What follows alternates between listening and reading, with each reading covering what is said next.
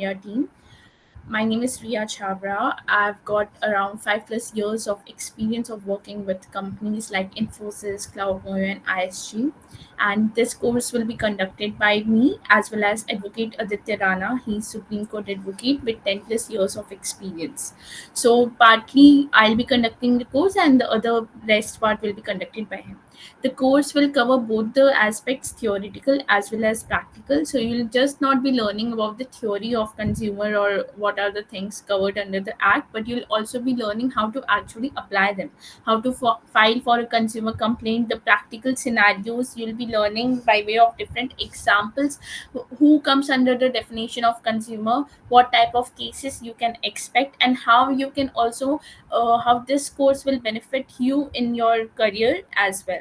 So, before starting, can I just have your brief introduction to get an idea, like you are currently in college or whether you are practicing or not? So, we are there, like very few people are there on the call right now. So, it will be easier if you can just unmute yourself and give your brief introduction, like what you do, whether you are currently in college or whether you are practicing. That's all. Okay, so anyone would like to start first? Yes, Vivan. Hi, my name is Ivan Datta, and I'm a second year college student at NMIMS. I'm pursuing BLLB honors. Okay, thank you. So anyone else? Should I take out your names? Yeah, sure, go ahead. My name is Karpagam. I'm just practicing in Madras High Court. First, I was practicing with IPR, and right now I'm practicing with criminal advocate. And also, simultaneously, I'm preparing for judiciary. So, this will be much helpful for me in future proceedings. Yes. Sure, got it. Thank you. Next, Devshri, would you like to go ahead? Sure, ma'am. Good evening to all. I'm Devshri Majumdar. I am an advocate and I have an experience of working with the two firms previously. And currently, I'm not practicing. I'm just associated with two firms. Thank you. Okay, thank you. Yes, Ricky, you have already mentioned that you're facing some trouble. Okay, got it. Last, we are left with Sujata. Sujata, please introduce yourself. Okay, all right, no issues. Okay, you can drop your text in this chat box itself. You can introduce yourself through, by sending your description. Oh, got it. Okay, so you are also preparing for judiciary. All right, so we'll be starting with the course. Let me know if my screen is visible. I hope, like, how many of you are the actual students over here, like who have actually enrolled for the course? Vivan, I am sure. Other Ricky, Devshri. Okay, so you are here for a free trial, right? Devshri, Kartikam, Ricky, and Sujata. Okay, all right, got it. So, I hope you all have received the reading materials of the course, and in the same link, or whether you have access on the portal, you'll be receiving the bare acts and other materials. Recordings will be also uploaded in the same folder. So, let me know if my screen is visible. So today we'll be understanding about how Consumer Act came into existence, what why the need was felt for the act, and what are the things which we'll be learning.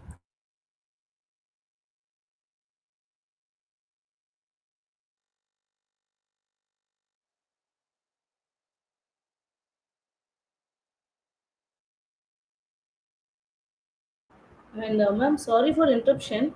How many days course is this? Oh, I'm so sorry. I was on mute. Yeah, I was saying that it's a 10-day course, and in the course you'll be getting reading materials, sample drafts, as well as the recordings for future reference. Okay, So so okay, actually, I thought it's a demo session, so I need to pay the fees. I think, and I'll pay and I'll join continuously. yeah, sure, you can do that after this session. Okay. Yeah, sure. Thank you. Okay. All right. So, This course, under this, will be understanding about the definition of the consumer, what things are covered under the definition of consumer goods and services, how a consumer complaint is filed, what will be the responsibility of the supplier, what do we understand by the word e-commerce. Will also be covering about misleading advertisements.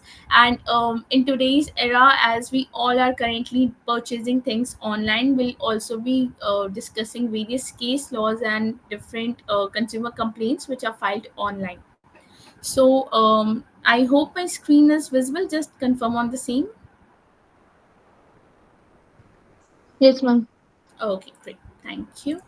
So, in today's lecture, we'll be mainly understanding about how Consumer Act came into existence, why the need of the act was felt, and the objective of the present act.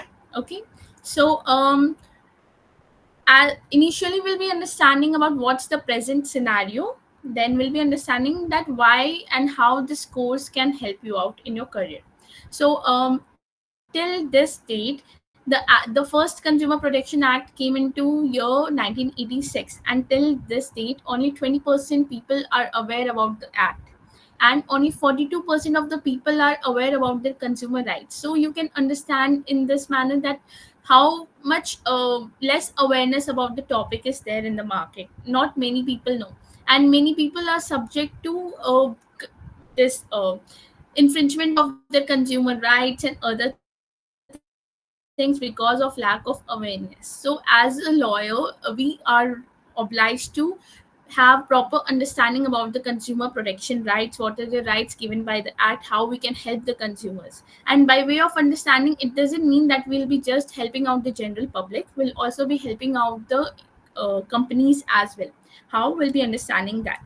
So this act will not only provide you the understanding that you'll be just able to help the consumers, the general public in large.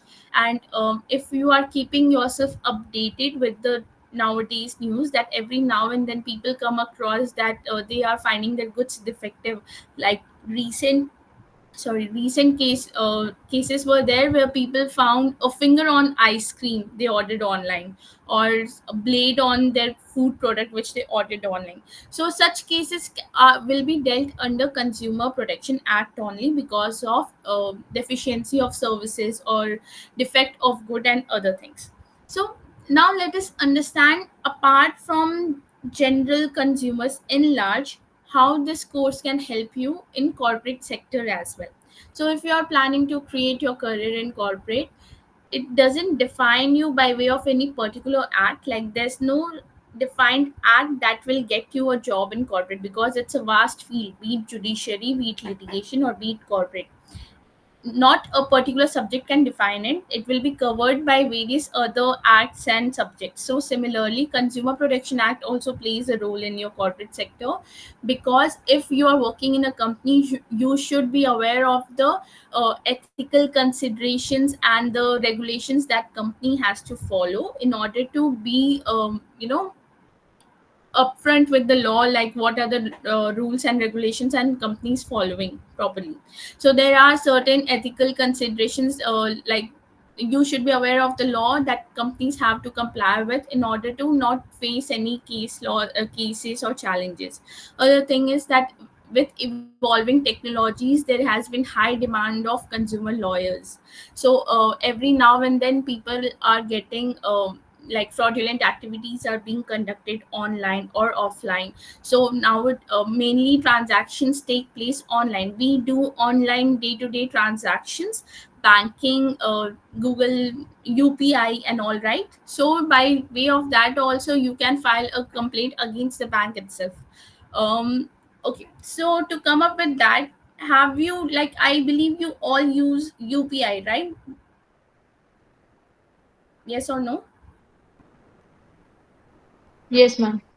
So, have you ever come across a situation where you tried to make a payment online, but you couldn't pay the payment because bank server was down or something?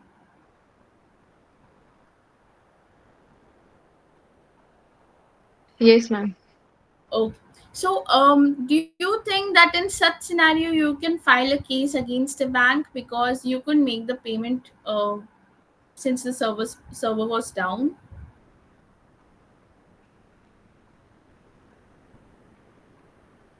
Okay. So, have you ever If thought a of prior notice was given, only prior then. notice? Yeah, but um, like I find it very often that whenever I'm trying to make payment or check my balance, I come up with like a notification is shown that your bank server is down, so you cannot make this payment right now. And that is, Exactly. That's what I'm yeah, talking that, about. yeah, that is very common nowadays. And even without the notice, we see that notification whenever we are trying to do a transaction. So there was an incident where a person was trying to make a payment, international payment, and that person was a user of Axis Bank. She was trying to make a payment in Netherlands, and over there she couldn't make the payment because the bank server was down. So she was kind of a reputed personality, and she had to face humiliation because the payment couldn't process further, and her image got affected in front of others. Secondly, there was another incident with her where due to bank server, her payment which was about to come from a government couldn't be processed further, again because the bank server was down.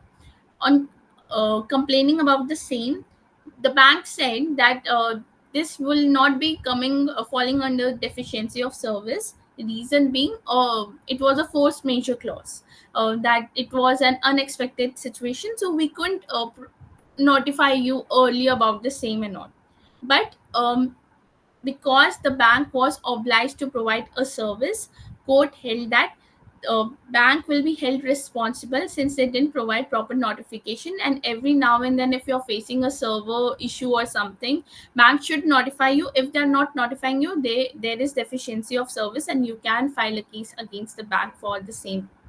So if we consider that scenario, you can understand there's huge scope of consumer lawyers. They can there are, if we provide proper awareness about the issue, we can properly have a proper audience through which we can earn as well if we are planning to go for litigation. Next is competitive advantage. So, with time nowadays, as we all know, the matters are no longer related to courts only. We can do out of court settlements as well. So, the various sections were introduced in the Act, the present Consumer Protection Act, by way of which negotiation or mediation processes can be adapted by the people to resolve the matter outside. So if you have proper knowledge about the consumer protection rights and what are the rules and obligations, you'll be able to settle that matter as well. Lastly, since it's a act providing protection to general public in large mass public, you can also become a consumer lawyer for a class action lawsuit. Means you can stand to protect rights of people in large. So with that, we have understood like what are the advantages of being a consumer lawyer and how it can help you out. Now, in very simple understanding, what do we understand by the term consumer? It means that a person or group who intends to use purchased goods, products, or services primarily for personal, social, family, household, and similar needs, and not for resale or commercial purpose. So, in very simple meaning, we can understand that the consumer is a person who purchases goods for purpose of consuming it for his personal use or for his family or for household use, provided that person is not purchasing anything for purpose of resale or commercial purposes. Is it clear? Very general meaning of the word consumer.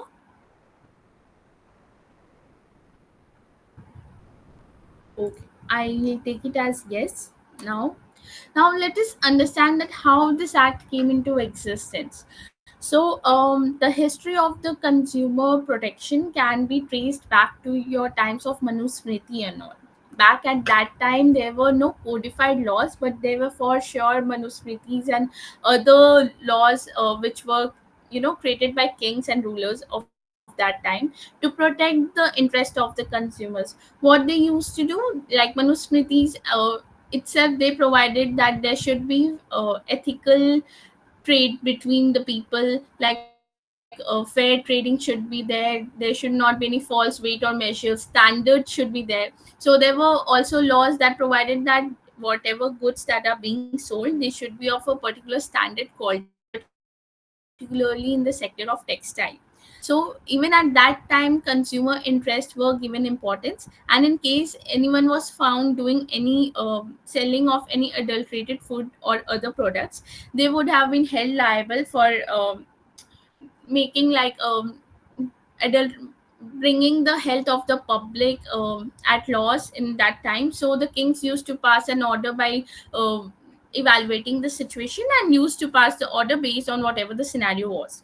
Next, since there was no codified laws, and the britishers came into India and felt the need that there should be some law by way of which they can protect the need of the people or properly rule people. So they created various codified laws in order to protect various sectors. So there was no such act earlier to protect interest of consumers, but there were different other laws which by way of which interest of the consumers could be protected. Those acts were like, these acts are still relevant in today's world, and they still exist, such as the Indian Contract Act 1872. In case any consumer case used to arise, consumer could approach the court by way of breach of contract or misrepresentation or undue influences. So by way of these titles, they could approach the court filing a case that a breach of contract has occurred. Like if you're buying something from the seller, you are entering into contract as you are exchanging, paying in something in return, consideration is there. So this way you have to prove your case to the court that yes, there was a contract between the parties, and there was deficiency of service, or the good was not up to the mark. So that's how your right is being infringed, and you should be provided with proper compensation. Secondly, the Sale of Goods Act, you also indirectly used to protect the rights of the consumer against defective goods and ensured that goods supplied matched the description and quality as agreed upon the contract.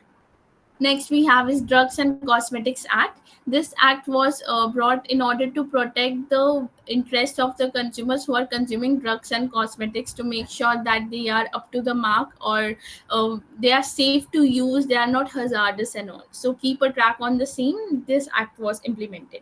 Next, we have is Prevention of Food Adulteration Act. This act came into existence to provide a proper set of standards for food quality, and to check the standard of the food, whether they are up to the mark, or whether they are consumable or not.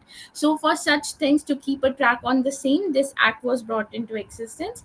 And if anything, like if any right of a consumer used to get infringed, or the food was not of adequate quality, consumers could approach the court by way of this act, and they again had to prove their case. Next, we another act which we have is that is of Essential Commodities Act 1955. This act empowered the government to regulate the production, supply, and distribution of essential commodities. So we have many essential commodities which are used in our day to day, without which we cannot survive. For example, your rice, sugar, daily basic needs, which are our basic needs. So those things were covered under this act, and since these without these commodities, there cannot be functioning of a country. Like no one can function, because these are essential.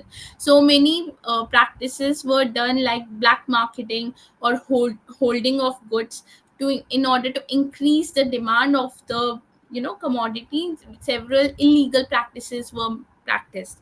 So or if there is no such act to regulate the pricing of these commodities, there are high chances, because seeing the demand of it, people can keep up the higher prices for the same. So today, if we are able to buy something like petrol, rice, or essential goods, if we are able to purchase them, that's because they are being controlled by the government, they are being controlled by the law, to make it very affordable by the general public.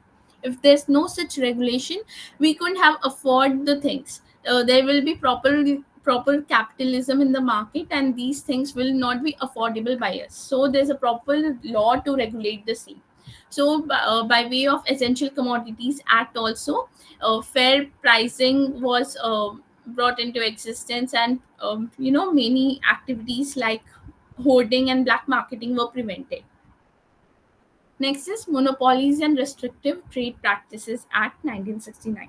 So, what do you understand by the word monopoly? Sorry, monopoly. What do you understand by that term? Anyone would like to take the lead on this?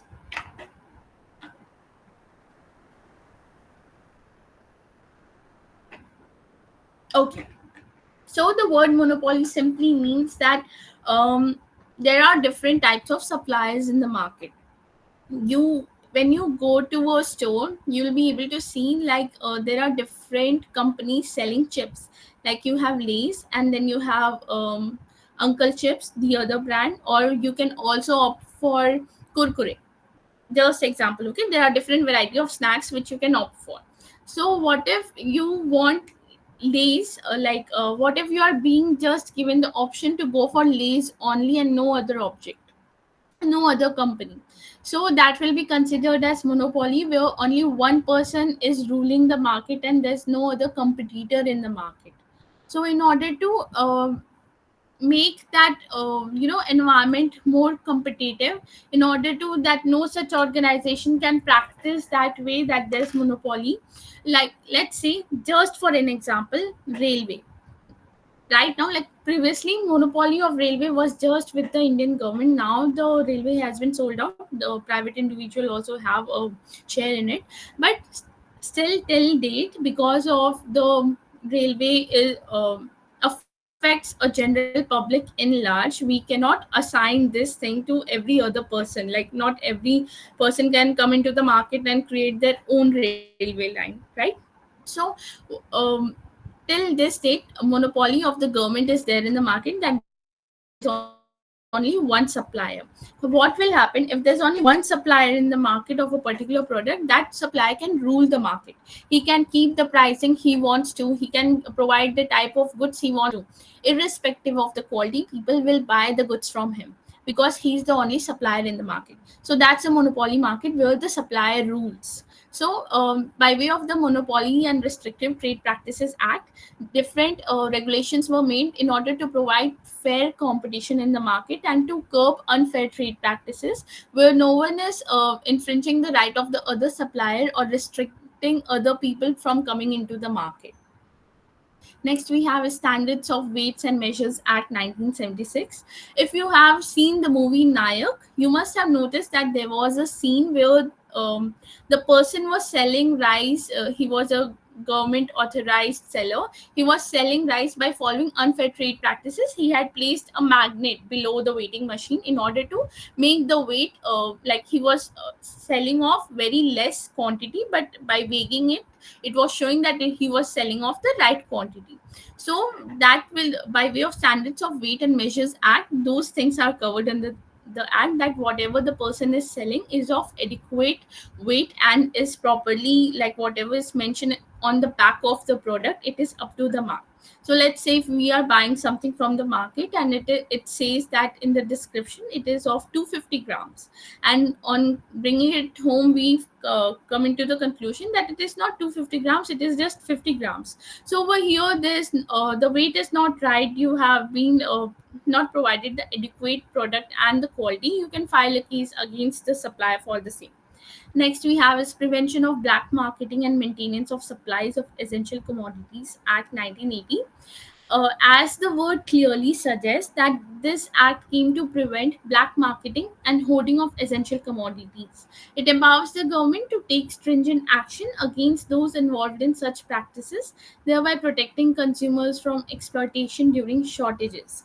So, till this date, like many times you'll notice that the price of the goods have been rising, like gold. Let's say gold prices are rising, even though India has a lot of gold in its hand, but still the prices of golds are being clearly being rising every now and then. Those are because of various government measures. But let's say that gold was not something to be controlled by the market, or it was regulated by every normal individual, and the prices are rising. So government will look into the consideration that why the price of the gold is continuously rising, where there is huge supply for the same. So it may happen because that a lot of gold is still date being reserved by the people in their households. That's why. So this practice is still there. It is one of the reason that Indian market till date, Indian woman loves gold and we hoard golds. Like from ages, we have been preserving gold with us, and there is a lot of gold in our households, everyone's household, something or the other. So if we'll compile all of it, we already have a lot of gold in our hands, but still there's a continuous demand for the same. That's why it is being, kind of the demand is rising and the price of the gold is also rising because of the huge demand. So whenever a thing is having a huge demand for the same, the black marketing practices are practiced to create more demand for it. So many suppliers also do, the companies practice this thing when they know.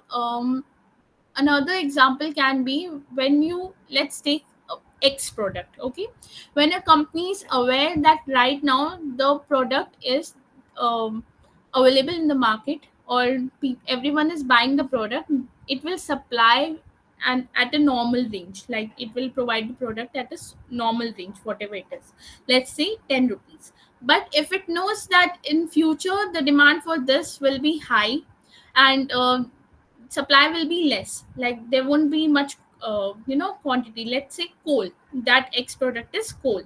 We know that in future there will be high demand of the coal. So what we are going to do, we are going to reserve that coal for future purpose, because if we are going to sell it right now, we'll be selling it off at a very lower price. But if we know that we'll be able to earn more profits in the future, we will reserve it for the future. So that's how the this act came into existence. Lastly, we have indirect consumer protection through tort law. So since there was no codified law specifically for consumer protection, consumer rights were protected under the law of torts, which provided remedies for damages caused by negligence, fraud, misrepresentation, and other wrongful acts. So whatever the infringement of rights or things were there, people used to approach to the court by way of civil proceedings, and under these acts they had to prove their case to the court whether like their rights have been infringed. So it was very hard for them because there was no such act as such that defined the word consumer. So if there's nothing that is defining your definition, your origin, how you can expect from the court that you should be provided proper protection for the same?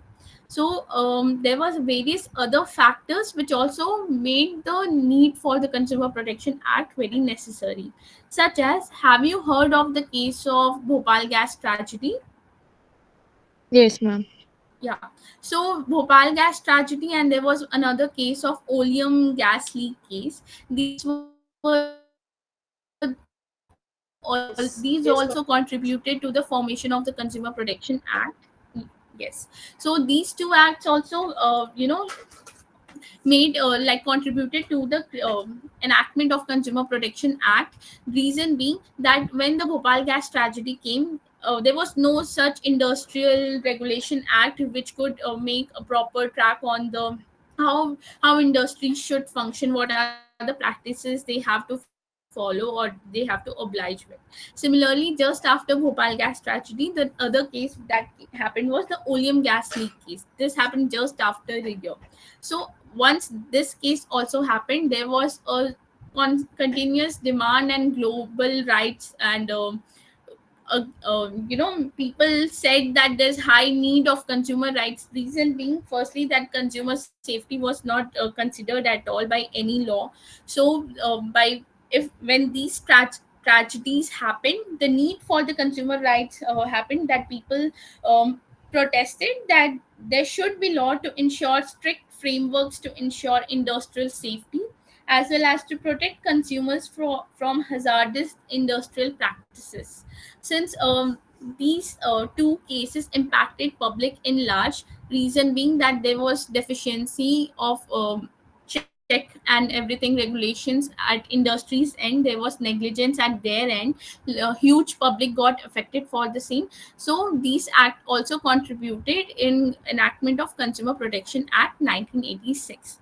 Other reasons were that fragmented legal framework. Since there was no codified law earlier, there was a immediate requirement that there should be a particular law that defines the word consumer. What will be covered under the word consumer? What are our rights? Second, there was rapid economic and market growth. Since now countries were able to market, import, and export everything, countries used to expand their businesses. Now it was the booming economy where people had started doing their businesses. There was a high need that whatever businesses are providing, they should be up to the mark, and they should not be providing any other product and infringing the rights of the general public. So there was proper need for a proper enactment which could govern the suppliers for the same. Next, there was lack of consumer awareness. Since there was no such act existed earlier, people were not aware of their rights. Anyone could come in the market, infringe their rights, get money from them, and just vanish. So there was lack of consumer awareness in the market. And if we are bringing an act, the main motive of the act was to make people aware of their civil rights, what are the rights they are having, so that no supplier or company can come into the market and do fraud or do malpractices and infringe their rights.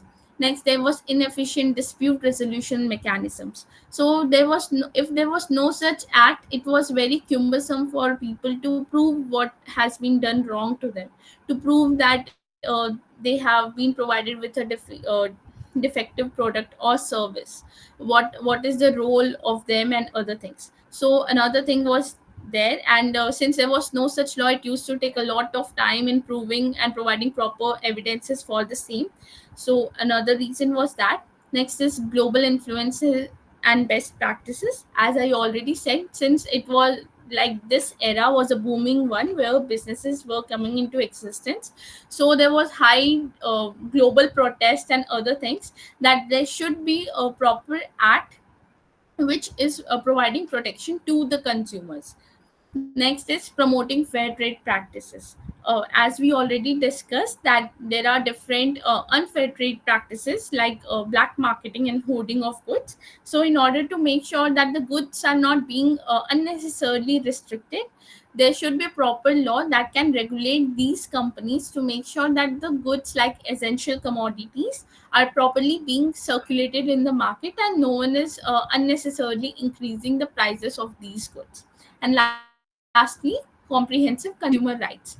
Since earlier there was no such act that defined the rights of the people, what are their rights, they couldn't file the case. The main major need for the act was felt to make people aware that what are their rights, to make sure they are not being tricked into some malpractice or other thing. So various rights were provided to the consumers, which we'll be discussing in detail in our as we proceed with the lecture. Is it clear so far? Yes, ma'am. Okay. Now, so basically, there are two types of Consumer Protections Act, 1986 and 2019. First, we'll be understanding about Consumer Protection Act 1986. This act aimed to provide better protection for the interest of the consumers. This was the first act which properly defined the word consumer, which came into existence in India and properly gave rights to the consumers and created a separate this dispute resolution mechanism as well. So by way of this act, separate consumer dispute agencies were established on district, state, and national level to easily resolve the cases related to consumer complaints and all, and to promote about consumer awareness. So the major function of this act was to provide promotion, like to promote consumer awareness, to provide rights to the consumers, and also to resolve the matters related to consumer protection. This act also made sure that there is a proper it also used to govern the practices being practiced by companies and suppliers. Now, let us understand about the Consumer Protection Act case. This case is of Karnataka Power Transmission Corporation versus Ashok Iron Works Private Limited. So, so far, can anyone tell me what you understand by the word consumer? Like we have discussed so many things. Like, just define me in brief what do you understand by the word consumer. Any person who buys a product and then consumes it. Yes, correct. All right, thank you. So, what now we'll be coming back to the case law. What happened in this case was your Ashok Iron Works Private Limited was a company, and the matter that came was that this company was kind of purchasing electricity from Karnataka Power Transmission Corporation.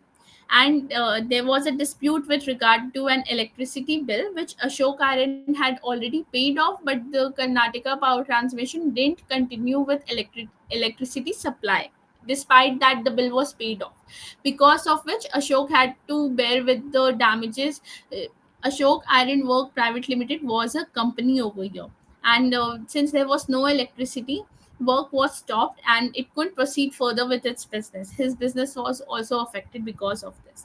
For this particular reason, Ashok filed a case before the court saying that he was a consumer, like company is a consumer, and the case was filed before the under the Consumer Protection Act 1986, saying that Ashok Iron Works Private Limited is a consumer of Karnataka Power Transmission Corporation, and there's a deficiency of service because the role of Karnataka Power Transmission was to provide proper electricity supply, and despite of paying for the bill, they didn't supply the electricity reason because of which the business got affected. Now the question which came before the court was like the other party KPTC, that is Karnataka Power, they said that Ashok Iron Private Limited does not come within the definition of the consumer because it's not a person, it's a company, and the person under the definition of the consumer, companies are not covered into. So there were major decisions taken by the court. So what was that the interpretation of the word person was defined in this case law. Supreme Court said that the word consumer covers the definition of company as well when it is defining the word person, because company is also considered as a legal person. If you are aware of it, companies are your artificial person, means they have their own separate distinct identity separate from its individual. So companies will also, since they are properly registered, or if they are not registered, whether they are your Hindu undivided family business or something, or whether they are a cooperative society something, they will fall within the definition of the consumer. So the case is properly applicable, like the laws are properly applicable in this case. And the purpose of the act is to protect the interest of the consumer. Since the company is falling within the definition of the consumer, it will be protected by the act. And by way of various other precedent judgments and all, decision was taken in favor of the Ashok Iron Company, saying that since it is a proper consumer and falls under the definition of consumer provided under the Consumer Protection Act, it will be provided proper protection offered by the act. It also provided like a fair business. It also made sure that the company is properly being paid for the damages by the Karnataka Power Transmission, and all the rights which are available to us are also provided to the company because it is covered under the definition of person. Is it clear?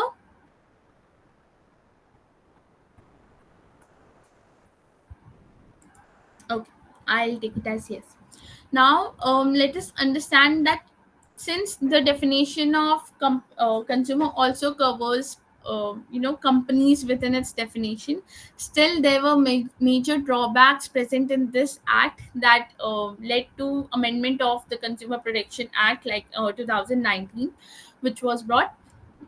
Major reasons were that despite we had the act which was totally focused into providing protection to the consumers, the act still failed to provide proper definitions of various terms like services, goods, or who will be coming under the definition of consumer. Like in the present case, there was the definition didn't provide proper explanation that who will be covered under the word consumer. So there was a need for proper elaborative definitions and all. Secondly, the act provided less rights to the people, so there was need of more rights to be provided to the consumer. So in the present 2019 act, we have around 8 legal rights provided by the act, whereas in your previous act there were only 6 rights provided to the consumer. Next, there was a need that the there was agencies which were established earlier, like your this one second, give me a minute. Yeah, so there were different agencies which were established in the previous act, but in the present 2019 act, we had different your commissions, district commission, and other things. Cooperative authorities were there. So, lastly, there were major other um, differences between both the acts, like in the year 1991, since the act was came into existence in the year 1986. At that time there was no such liberalization policy or something which was practiced in India, but by way of policy of 1991, India opened its door to for foreign market, and by way of which foreign companies can also come into India and practice their business. So there was need of act that can cover, like that can regulate foreign bodies as well, to protect the interest of the consumers in India. Another thing was it was 2019 and this act was still not advanced with the technology. The technology had also advanced. So like by this time we had also started consuming a lot by way of ordering things from Amazon, Myntra, and other platforms. So the act was not coping up with the present times need. So that was another reason that why the need of the present act was felt. Now, this, if we'll just go through these points, these defines that why the need of the present act was felt. So this present act defines that Central Consumer Protection Authority. So a different set of authority was established under this act, which completely focuses on resolving matters related to consumer complaints and all. It also provided power to the authority that it can take matters suo motu actions, conduct investigations, and also impose penalties for violation of consumer rights. Secondly, it was product liability. So in the previous act there was no such provision for product liability.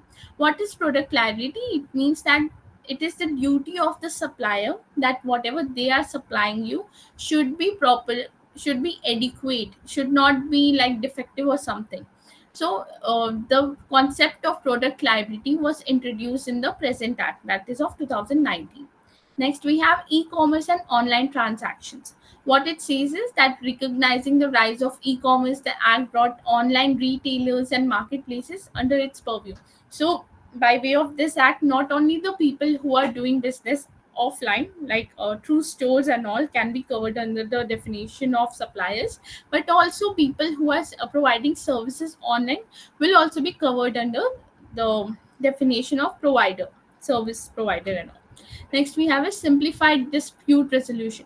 So in the previous act, the matters related to consumer complaint could only be resolved by way of filing a case before the consumer agency or before the court. There was no such provision provided to provide a speedy remedy of dispute resolution. So by way of present act, since there was a lot of consumer cases piling up, this act provided a easy resolution that matters can be resolved outside court as well by way of mediation or negotiation between the parties. So it is not necessary that parties have to bring up the matter before the court.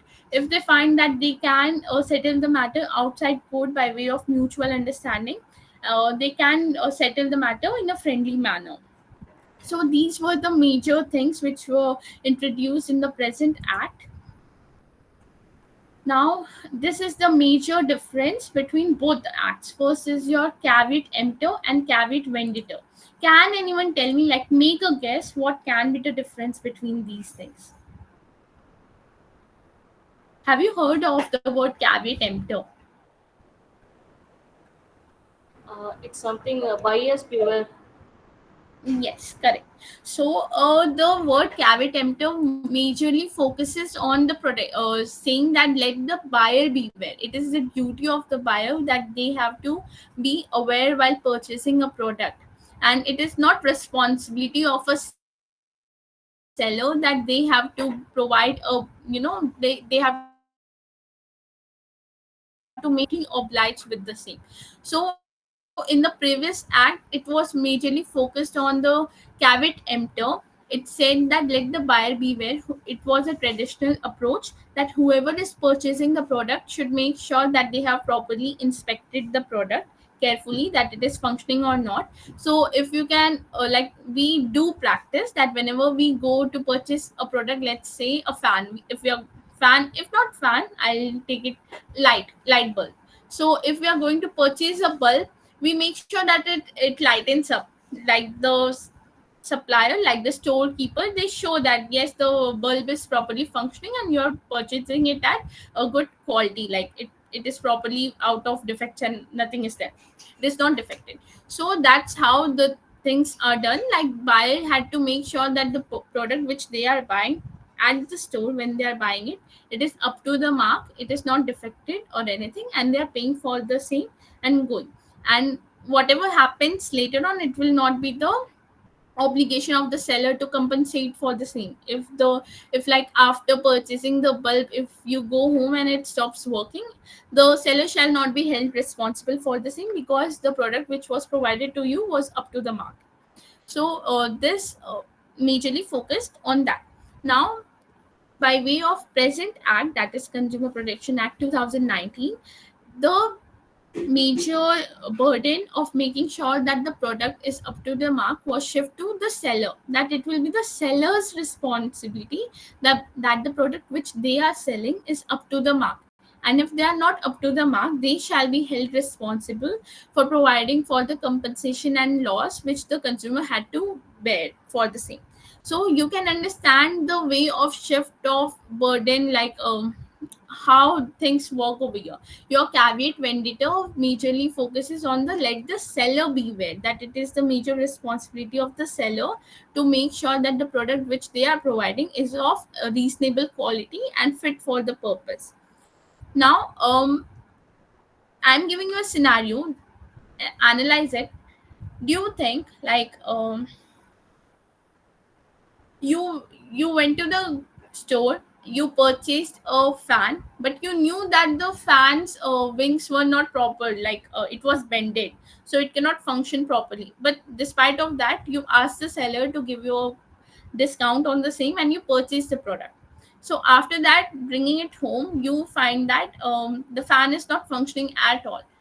Will you be at a position to file a case against the seller for the same? Yes, ma'am. Why so? Because while in the shop, it may be working, but maximum 3 months it will be there. No, like within 3 months we can initiate anything related to the product like that. Okay, okay. Anyone else? Okay. So over here, when you were purchasing that fan, the seller properly made you aware that the wings of that fan is particularly bended. So there can be a situation that it may not function. You were totally aware of the defect in that fan, yet you purchased that fan. Now, if you're bringing it home and saying that the fan is not functioning and you are going to file a case against the seller, you cannot do that, because at the time of purchase, you did your analysis, you asked for a discount considering that the product was defective, and yet you purchased that fan. So you are not in a correct position to file a case against the seller, because you were totally aware of the consequences of buying a defective product over here. Okay, so you'll not have the proper right to file a case in this situation. However, had you not been aware, like of the product which you are purchasing is of up to the mark or not, like when you purchased the product, it was completely sealed and you trusted it and you purchased it. So when you brought it home and you found that the product was defective, in that situation you'll be totally in a position to file a case against the seller, that the product which they had sell is not of adequate quality, so you are in a position to file a case against them. Is it clear what we understand by the word caveat emptor and caveat venditor? So there's no black and white rule. If you are purchasing a product, there's equal responsibility of you as well as the seller, that when the seller is selling something, they have to make sure that the product is up to the mark, it is not defected, it is not expired, and it is able to serve the purpose for which it is being produced. And when you're purchasing a product, you also have to do your own due diligence to make sure that you're not entering into something, that the product is not defected or anything. So if you can simply see at the time of purchasing something, if you can visibly see that it is defected or it is damaged, and still you're purchasing it, at that time you cannot claim your rights that the product is defective, because you consented for the same. Okay, clear so far?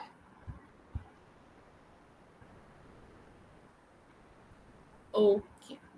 Now, let us understand about the definition of the consumer, which has been defined under the Consumer Protection Act 2019.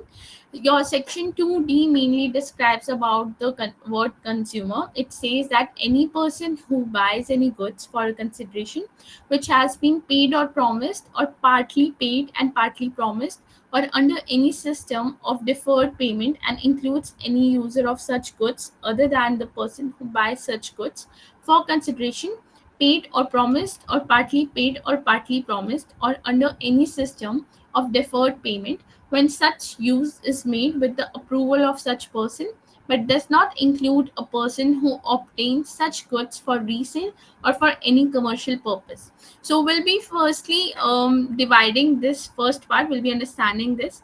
If you can notice, it majorly focuses on the words partly paid, partly promised, or under any system of deferred payment. So what do you understand by this over here?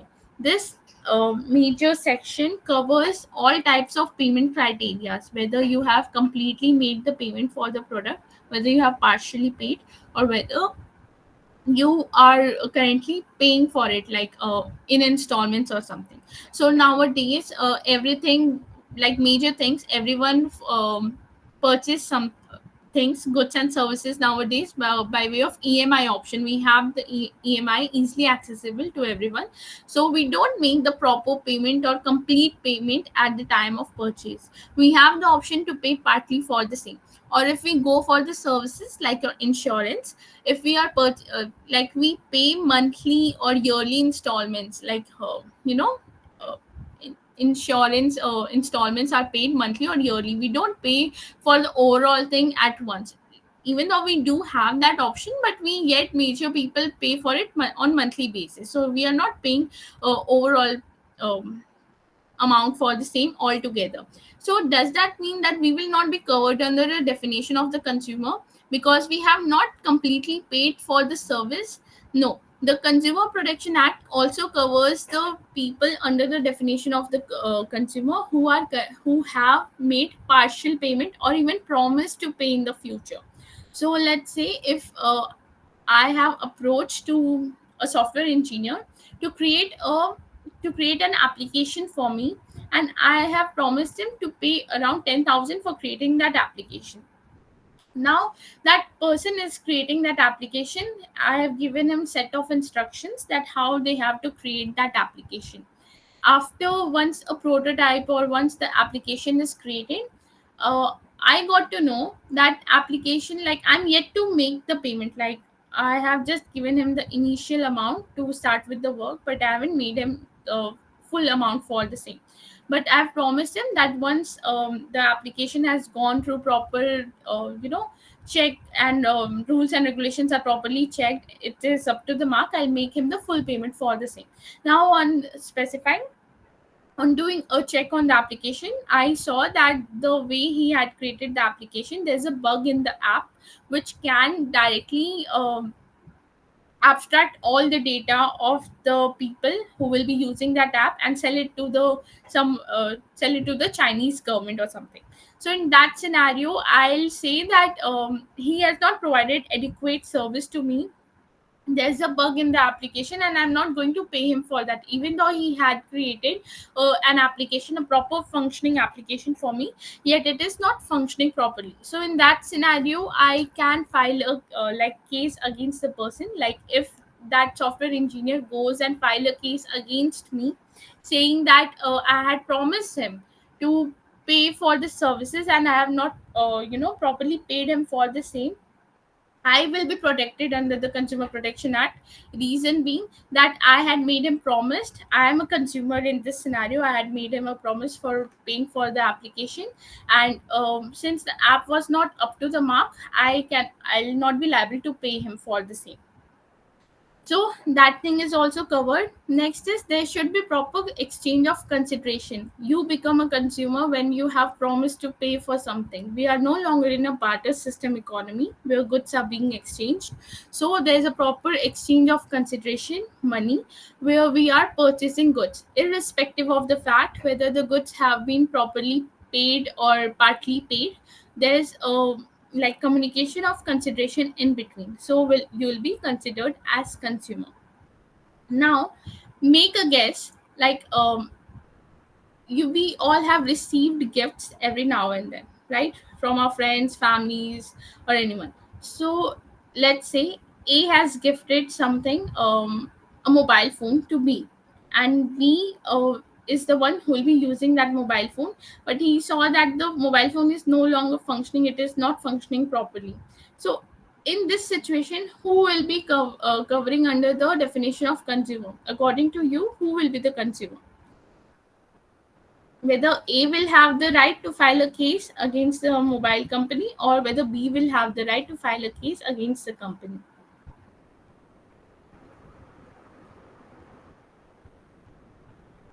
The person who gifted. Mm, A, o- A, the okay, person A. okay, all right. So previously in the previous act, it did not define properly about the word consumer. So when we are saying the word consumer, only person who is purchasing the product and paying for the consideration was covered under the definition of consumer.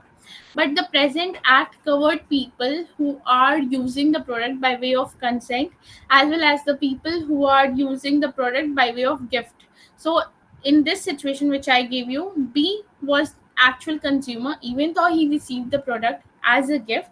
He was the actual person who was using the product because that product was purchased for B to use, even though it was as a gift, but it was for B to use, right? So over here B will be considered as an actual consumer in this case and will have all the right to file a consumer complaint. Ma'am, I have some doubt. I Yes, also have some doubt. sure, sure. Okay, the thing is, ma'am, actually, while buying the product, we used to, even a mobile or a TV, whatever the electronic goods, with the name of the person only we used to buy, right? So at the Yeah. time, while gifting, we here for according to the law, it's someone else, right? So how come we will be the responsible person for filing the case? Okay. So because the good was purchased for the use of B over here, okay, let's say that the mobile which was gifted to B was damaged, and while using it, it blasted, because of which B had to face several injuries because the mobile phone got blasted. So in this scenario, B was the ultimate consumer. He was the one using the goods. So there is also a case law. One second. Just give me a minute. There was a case law related to Bajaj Auto, and so in this case, Dinesh Bhagat versus Bajaj Auto Limited. This was the case law. What happened in this was that Dinesh Bhagat, let's take him as A. He had given his scooter to Mr. B for the usage and all. And when Mr. B was using the scooter, it stopped working. So Mr. B went and filed a case against the Bajaj Auto because the scooter was of Bajaj Auto, and said that the scooter is not functioning properly, it is defective. In this case, the seller argued that since B did not buy the scooter, B was not a consumer under the act. because he didn't buy the scooter. Mr. A purchased the scooter. He was the ultimate consumer. But the court said that we will also come within the definition of consumer because he had the approval of A. A had given him the permission to use the scooter. So, by way of which B will also be covered under the definition of consumer. Is it clear? Okay. So, even when we are giving it a gift, we are giving someone, consent to use the product. So, by way of which they are also coming within the definition of consumer. Okay, ma'am. Okay. So, this was the major thing. Now, it also covers that hires or avails of any services for a consideration which has been paid or promised. So in the previous act, the definition of service was very limited. How the services was defined, it was like naturally any person consuming goods or service will be considered as consumer. In very short and simple definition of consumer was defined. But in the present act, the definition of consumer has been elaborated, and you can see that both that section provides a separate subsection for your goods, and later on it also provides for services. It says that hires or avails of any services for consideration which has been paid or promised, or partly paid or partly promised, under any system of deferred payment, and includes any beneficiary of such service other than the person who hires or avails of the service for consideration.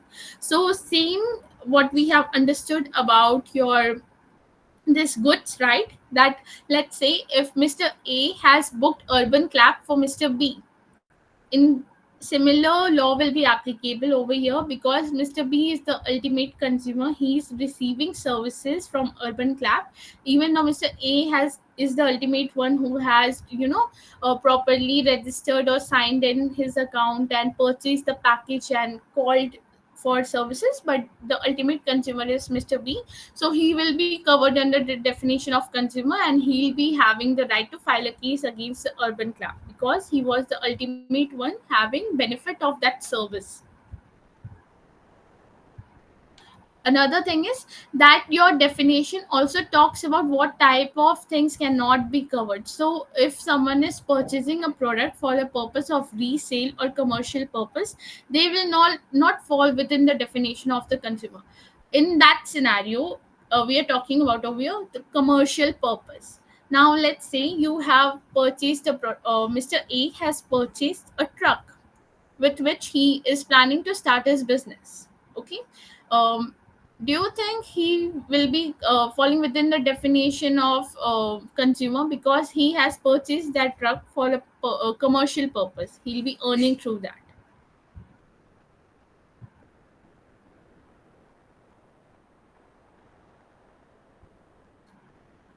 Yes, no, Vivan, what do you think? Uh, uh, Okay.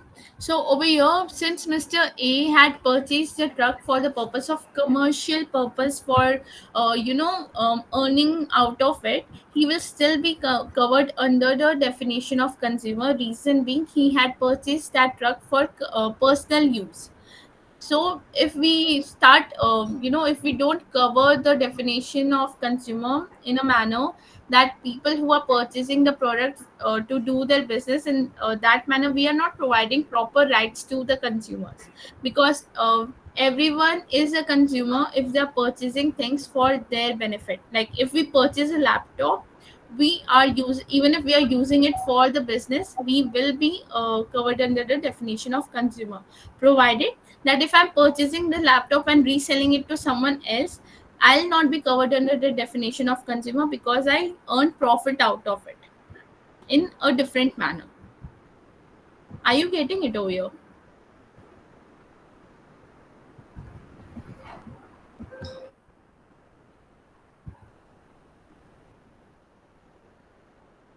Okay, so if you can just read the explanation of the consumer, it says that commercial purpose does not include use by consumer of goods bought and used by him exclusively for the purpose of earning his livelihood by means of self-employment. So many cab drivers, truck drivers are there who purchase cars from different companies, Tata, Honda, and etc., for the purpose of self-employment.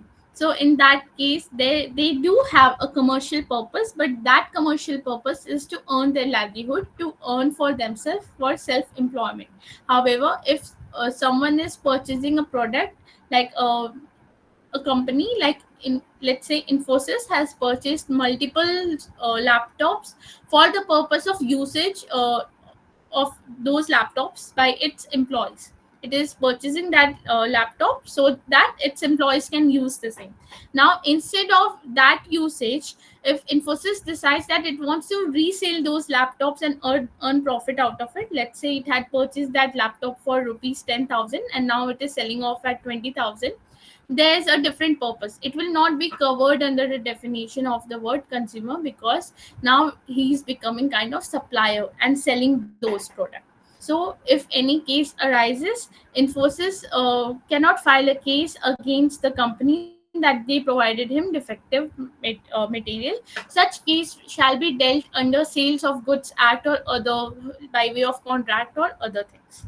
Is it clear so far? Yes, Yes, ma'am. yes, ma'am. Okay. So that's all for today. The definition of the consumer is very large. We'll be covering more in detail tomorrow. And tomorrow we'll be understanding about the definition of services and unfair trade practices and other things in detail, and the scope of the act and other things. So if you have any doubt right now, let me know. We can wind up the session. Uh, for consumer act, which book can we follow, ma'am? Reference book Sorry. or the Book. basic things which we can. You're asking me like which book you can refer to for consumer, right? Yeah, because Yeah. when I was studying, just in thoughts is, in that we just studied partially about a consumer law, not full subject while I'm studying in college. So I'm much interested in consumer and motor vehicles. So for consumer, which book can I go for from the basic to learn things? um as of for now, like I don't have any book name particularly in mind, but for Bare Acts you can for sure directly download the Bare Acts and refer. But in the course materials we are providing you proper elaboration of the definitions and what you understand by the same, and the case laws are also covered. Our like course books provide you proper explanation of how consumer complaints are filed, what are the jurisdiction of the courts and everything. So you can directly just even if you enroll for the course, you'll be able to have proper PDFs and everything to go through and understand about the definition. And of course, there will be classes, so you'll have proper understanding of the concepts. Sure, thank you. Okay. So, Devshri, have you registered for the course? Like, Yes, how many ma'am. of? Okay. Prakash and Lokendra, you both have also registered. Yes, ma'am. Okay. Prakash. Okay. I'm sorry if I'm not pronouncing your name correctly. Kalpagam, right? Kalpagam, I something. just attending the demo class because I just want to know the classes, and I can proceed. I will register after the class or no. Yeah, sure. Got it. So if you want to register, the link is there in the group. You can register through the same. Yeah, sure, sure. Okay. Yeah. All right. All right. So see you all tomorrow at the same time. Thank you, everyone. Thank you, ma'am. One, ma'am, one more doubt. If I missed a class for because I'm traveling for next 2 days, if I missed a class, Mhm. what will be? How can I proceed the class, ma'am? Any We recordings will be. yes, we do provide you with the recording. So in case if you miss the session, you can directly refer the recording. Sure, sure. Thank you, thank you. Okay. Yeah. Welcome. All right. Thank you, everyone.